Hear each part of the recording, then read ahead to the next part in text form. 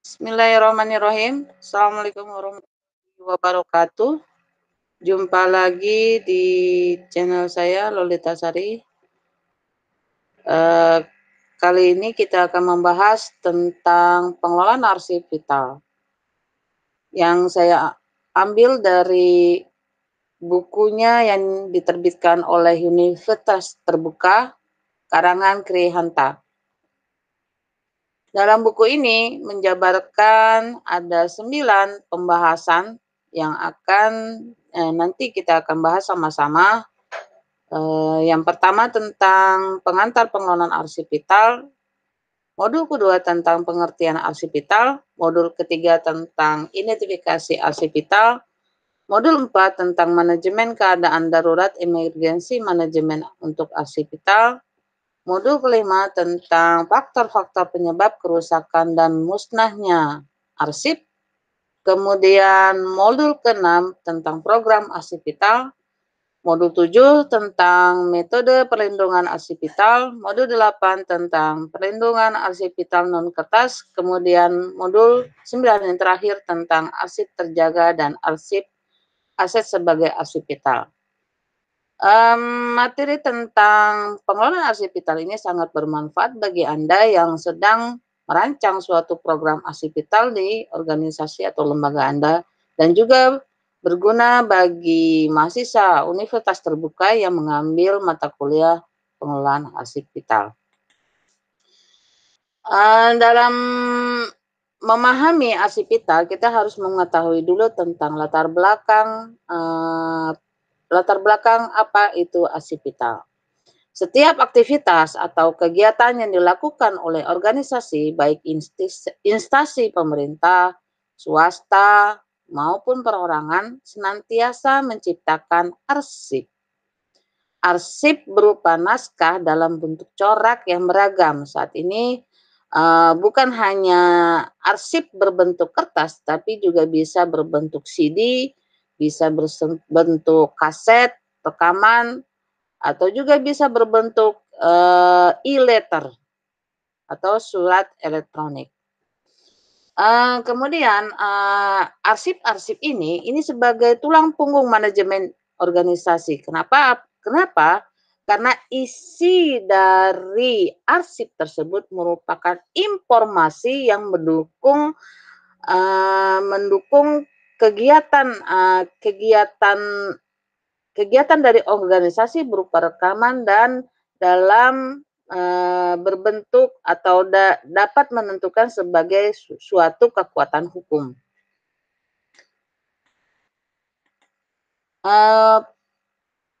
Fungsi arsip sebagai keperluan organisasi penciptanya itu kita semua memahaminya.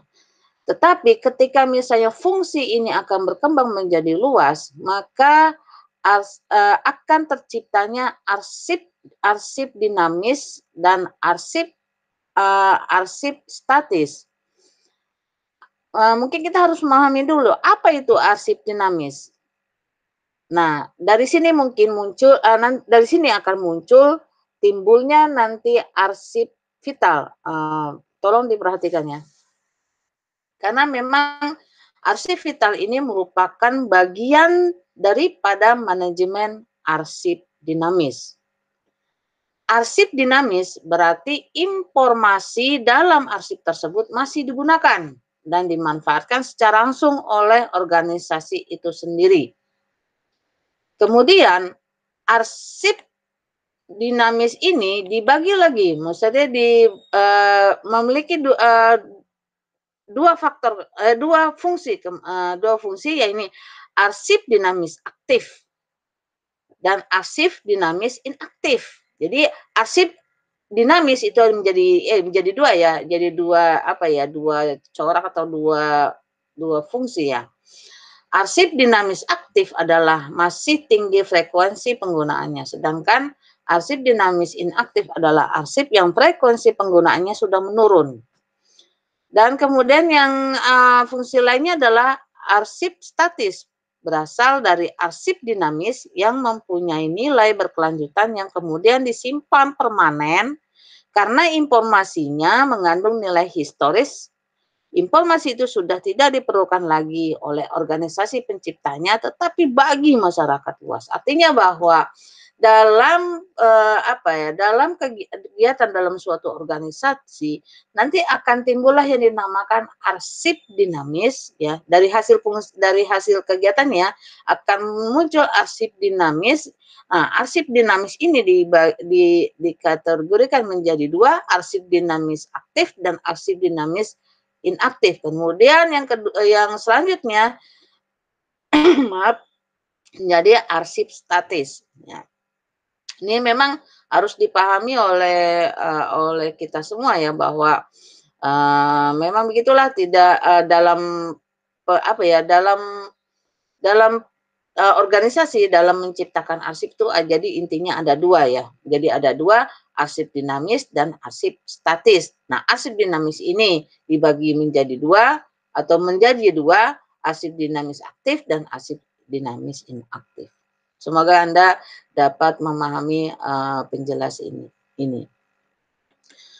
Kemudian diulangi lagi oleh Krihanto. Krihanto selalu mengulang-ulang pemahaman terhadap arsip dinamis dengan berbagai dengan yang bersumber dari berbagai pakar kearsipan. Yang perlu ditekankan sekali lagi adalah bahwa arsip dinamis aktif merupakan unsur penting dalam mendukung kelancaran pekerjaan, terutama pada saat proses pengambilan keputusan, pengawasan, ataupun pembuktian hukum. Nah, ini aktif ya. Kemudian arsip aktif harus selalu siap sedia saat diperlukan dalam kecepatan, ketepatan, penemuan kembali, retrieval saat arsip itu diperlukan. Nah, biasanya arsip dinamis aktifnya atau arsip aktif itu biasanya ada di ruang TU, ya harus ada di ruang TU. Ya makanya fungsinya makanya dia harus ketika dibutuhkan harus cepat, harus tepat. Nah, ini makanya dia selalu posisinya ada di ruang TU karena aktif karena kebutuhannya masih karena kebutuhannya masih diperlukan dan untuk melancarkan pekerjaan dalam proses mengambil keputusan, pengawasan atau untuk pembuktian hukum. Untuk itu supaya agar cepat, tepat dalam penemuan kembali, maka petugas harus membuat suatu sistem. Nah, suatu sistem yang diperlukan untuk penemuan kembali secara cepat, tepat, dan lengkap. Arsip yang tersebut itulah yang disebut dengan arsip vital. Jadi arsip yang digunakan secara cepat, tepat, dan lengkap dan juga untuk kelangsungan pekerjaan dari suatu organisasi itulah yang disebut dengan arsip vital. Jadi arsip vital yang menunjang kelangsungan operasional suatu organisasi memerlukan perlakuan khusus penyimpanannya tidak dapat disatukan dengan arsip-arsip lain. Ya, kenapa? Karena kalau misalnya disatukan kan otomatis sulit ditemukan, jangan-jangan juga hilang dengan human error, jangan-jangan musnah dan sebagainya. Nah, ini makanya arsip inilah yang dari sekian arsip yang ada dinamis itu, nah yang vital inilah yang salah satunya adalah arsip vital yang harus disimpan dan sebagainya, yang harus diselamatkan. Nah, kita akan melanjut kembali. Nah, saya berharap Anda paham ya, sudah mulai paham apa itu yang disebut arsip vital. Jadi dari sekian arsip dinamis aktif, arsip dinamis inaktif atau arsip aktif lah ya. Dari sekian arsip aktif itulah terdapat adanya arsip vital. Ya, arsip vital ini akan selalu ada dan tersimpan selama organisasi atau perusahaan itu ada. Nah, ini harus ada. Nah, itu ada gambar ya, biar Anda mungkin untuk memahami itu ada bulatan bahwa Sebagian besar dari arsip dinamis yang kita itu ada arsip aktif. Maka arsip arsip dinamis ini dikelola dengan disebut dengan manajemen arsip dinamis, kemudian untuk arsip vital disebut dengan manajemen arsip vital. Nah, dari misalnya dari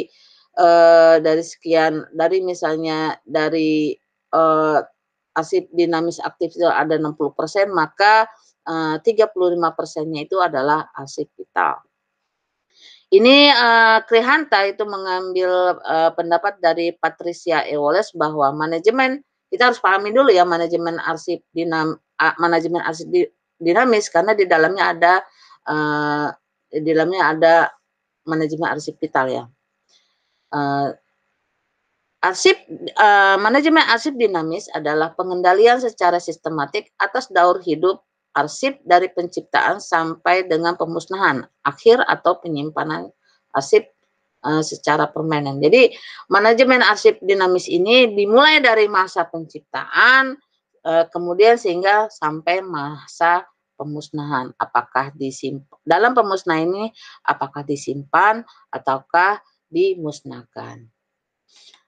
Kemudian ini Betrick ya, membuat suatu komposisi arsip dalam organisasi agar lebih memudahkan ya, yang telah diuraikan di atas dibuat oleh Betrick itu suatu prosentase ya.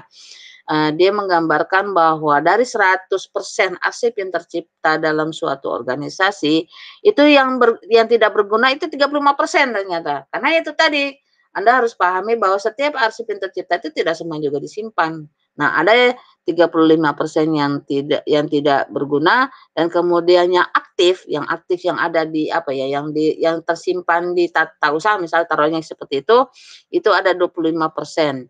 Dan yang inaktif yang ada misalnya di record center dan sebagainya itu ada 30%. Dan kemudian yang betul-betul tersimpan harus tersimpan dan tidak boleh dimusnahkan itu ada 10%. Nah, dari 10% ini menurut Betrick itu 5%-nya adalah arsip vital. Arsip vital yang dari 5%, dan 5%-nya lagi yang dari 10% ini adalah arsip statis yang tidak boleh dimusnahkan.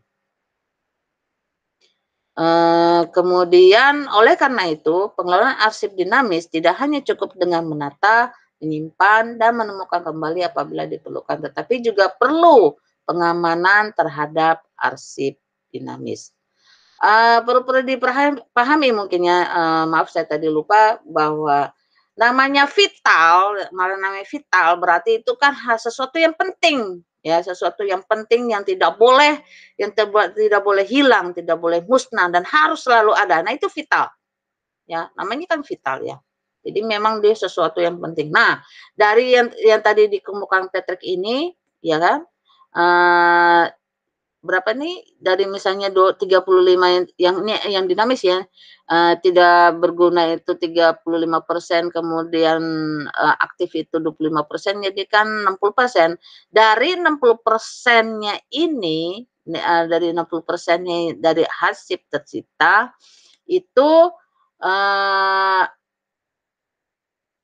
ketika akan ada penilaian dan sebagainya, itu kan nanti kan akan menghasilkan arsip. Di dalamnya yang 60% itu ada arsip vital. Nah, itulah yang perlu dikelola dan disimpan dan mudah ditemubalikkan dan sebagainya untuk keberlangsungan suatu organisasi, kegiatan suatu organisasi. Nah, sekarang posisi arsip vital dalam manajemen arsip dinamis. Krihanta itu menyampaikan salah satu pakar kearsipan yang nama Mina M. Johnson dan Norma F. Kallaus bahwa manajemen arsip dinamis adalah daur hidup arsip dari penciptaan melalui processing, pemeriksaan, pemeliharaan, dan perlindungan hingga pemusnahan. Ini hanya menekankan bahwa dalam posisinya manajemen arsip yang di dalamnya ada ada arsip vital itu dikelola sesuai dengan daur hidup atau sesuai dengan sirkulasi arsip. Kemudian, Krihantan menyebutkan ternyata ada salah satu pakar yang menyebutkan di dalamnya secara eksplisit bahwa, bahwa dalam arsip dinamis itu ada yang wajib dikelola juga terdapat arsip vital. Michael Roper itu mengemukakan, ada 3 ya, dalam pengelolaan aset itu ada 3 dimulai dari masa penciptaan, dimulai masa, pe apa, penggunaan record use dan maintenance itu penggunaan pemeliharaan. Kemudian di masa, record disposal atau, pemusnahan arsip. Nah, dari ketiga ini manakah posisi dari, adanya pengelolaan arsip kita. Kita lihat, Michael, Roper, saya ulangi lagi, Michael Roper itu, dalam pengelolaan arsip, dalam masanya, pada tahap ya, bukan masa ya, pada tahap record creation atau pada tahap penciptaan arsip itu ada form design, ada form management, ada preparation and management of correspondence, ini ya tata pesuratan, ada report management, ada management of information. Ini masa-masa penciptaan. Form design, form management, preparation and management of correspondence, report management, management information. Dan kemudian tahap kedua adalah record use and maintenance, yaitu di mana record itu digunakan dan dipelihara. Di dalamnya ada beberapa kegiatan, misalnya filing and database system, file management, mail and telecommunication management, selection and management of office copying machine, sistem analis. Nah, di sini ternyata ada nih vital record program and record center. Nah, ternyata pada tahap record use and maintenance inilah menurut Rover itu terdapat yang suatu program arsip vital. Dan tahap ketiga adalah record disposal, the identification and description of record series, development of record retention and disposal schedule. Ini pengembangan retensi arsip dan jadwal pemusnahan, record apresial, yaitu penilaian arsip, penilaian rekod, kemudian record destination itu pemusnahan rekod, dan transfer of record to archive, yaitu pemindahan rekod ke arsip. Ya, saya ulangin lagi bahwa salah satu pakar yang menyebutkan secara eksplisit posisi arsip vital itu ternyata menurut Mina M. Johnson and Norman F. Close itu terdapat pada tahap penggunaan arsip atau pada tahap pada tahap pemeliharaan. Artinya bahwa program program record vital ini sangat harus diperhatikan, karena memang ya tadi karena namanya vital itu memang harus dipelihara. Dipelihara dari masa penciptaan hingga sampai masa hidupnya suatu organisasi. Ketika organisasi itu ada, ketika organisasi itu masih hidup, ketika organisasi itu masih berjalan, maka program record vital ini harus tetap dilakukan, ya, agar tidak terjadi kerugian dari sisi ekonomi dan sisi hukum dan sebagainya. Nanti akan kita pelajari atau kita bahas di pertemuan berikutnya. Mungkin itu uraian dari saya kali ini. Semoga Anda semoga Anda paham, dan di lain kesempatan nanti kita akan membahas lebih lanjut tentang pengelolaan arsip vital yang diterbitkan oleh UT, ya. Mungkin itu, jika ada salah kata saya mohon maaf dan saya berharap, channel ini sangat, akan bermanfaat bagi Anda untuk, apa ya, sebagai dasar awal pemikiran, dalam memahami pengelolaan arsip vital. Tapi Anda tetap harus, apa ya, harus mengacu atau membaca lebih lanjut kepada modul pengelolaan arsip vital yang diterbitkan oleh UT.